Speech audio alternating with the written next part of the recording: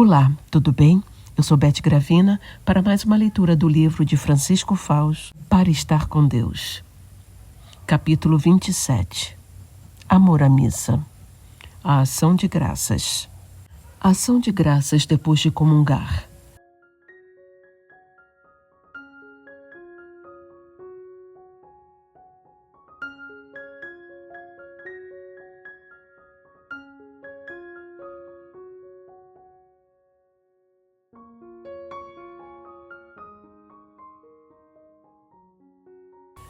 Receber Deus, receber Jesus, verdadeiro Deus e verdadeiro homem. Pode haver um dom maior? Por isso, as almas que vivem da fé sempre sentiram a necessidade de dedicar um tempo mais ou menos longo a recolher-se após a missa e a comunhão. Tanto se a comunhão foi recebida na missa, como em outro ato eucarístico, como por um doente em casa ou num hospital, a recolher-se, dizia, para se compenetrarem da realidade da presença do Senhor dentro de si e agradecer-lhe esse dom precioso.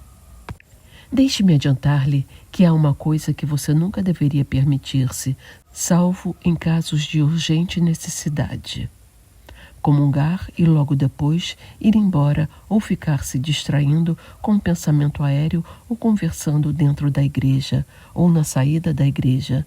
Na realidade, se tem tempo de conversar na saída, teria tido tempo de dar graças antes de sair. Vendo alguns descuidos e indelicadezas desse gênero, compreende-se o que fez em certa ocasião São Felipe Neri. Uma mulher, depois da comunhão que o santo lhe tinha administrado, saiu diretamente para a rua. São Felipe mandou então 2 coroinhas paramentados acompanhá-la com velas acesas, um de cada lado, ao longo de todo o seu percurso. Era isso que fazia durante muitos séculos, quando um padre andava pela rua com o Santíssimo Sacramento para levar a comunhão aos doentes ou viático a um moribundo. Você deve ter reparado que em algumas missas o celebrante se senta na sede depois de distribuir a comunhão e fica em silêncio por 5 ou mais minutos. Não é obrigatório fazer isso, mas quando é possível, esse silêncio sagrado, como chama a liturgia, facilita muito a ação de graças dos fiéis. Quando não se faz ou não é oportuna essa pausa dentro da missa, você deveria permanecer na igreja após a missa. Melhor se começa ficando uns minutos de joelhos e dedicar pelo menos de 5 a 10 minutos a dar graças a Nosso Senhor. Fale com Jesus, que está dentro do seu peito, como se fala com o pai e a mãe, um irmão, um grande amigo. Sugestões para fazer uma boa ação de graças. Não quero indicar-lhe fórmulas fixas para esses minutos de ação de graças, mas apenas, a título de exemplo, posso dar-lhe algumas sugestões. É um bom costume começar a ação de graças fazendo alguns atos de fé, de amor e de adoração. Por exemplo, Jesus, sei que estás aqui comigo, eu te amo, te adoro, te dou graças por teres vindo a mim. Renovemos, dizia São José Maria, o oferecimento sincero do nosso amor, digamos-lhe, sem medo que o amamos. Agradeçamos-lhe esta prova diária de misericórdia tão cheia de ternura e fomentemos o desejo de nos aproximarmos da comunhão com confiança. Eu me surpreendo diante deste mistério de amor. O Senhor procura como trono o meu pobre coração para não me abandonar se eu não me afasto dele. É Cristo que passa, número 161. Procure depois falar com ele, dizendo-lhe coisas íntimas. Às vezes serão desabafos, com simplicidade, porque com Deus não devemos fazer cerimônia. É melhor uma brevíssima expressão carinhosa, um ato de agradecimento sempre repetido, ou contar a Nosso Senhor o que nos acontece antes que fazer uma espécie de discurso retórico. Pode acontecer que algumas vezes sinta dificuldade em fazer o que sugiro acima. Nestes casos, costuma ser uma boa ajuda ler em silêncio, acompanhando por dentro as palavras com a maior atenção alguma das orações para depois da missa, ou orações depois de comungar, que se encontram em quase todos os devocionários ou livrinhos de orações do cristão. Há várias orações de ação de graças tradicionais, antigas, que muitos santos e católicos piedosos recitaram ao longo de séculos.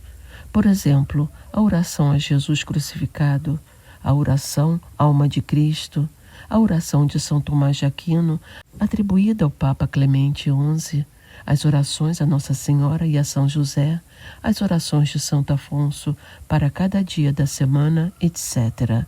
Não se preocupe se em dias em que a cabeça anda cansada só consegue agradecer lendo essas orações. Os santos as usaram e fizeram-lhes muito bem. É natural também que nesses minutos de intimidade com Jesus você lhe peça as coisas que mais deseja. São José Maria dizia que não devemos preocupar-nos se na ação de graças depois da comunhão a primeira coisa que te vem aos lábios, sem o poderes evitar, é a petição. Jesus, dá-me isto. Jesus, aquela alma. Jesus, aquela atividade.